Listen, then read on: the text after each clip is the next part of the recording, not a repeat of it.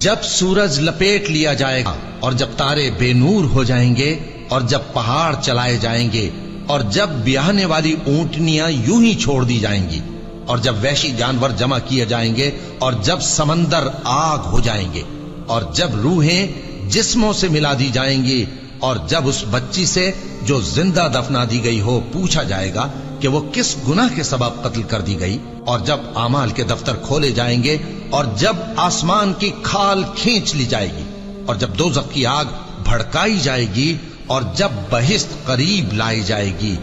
تب ہر شخص معلوم کر لے گا کہ وہ کیا لے کر آیا ہے۔ پس میں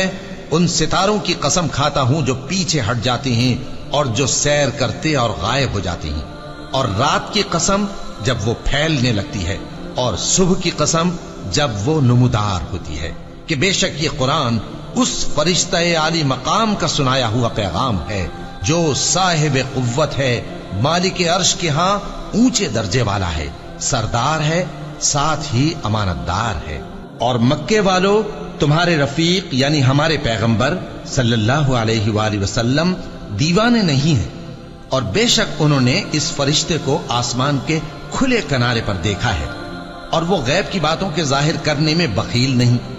اور یہ کسی شیطان مردود کا کلام نہیں ہے۔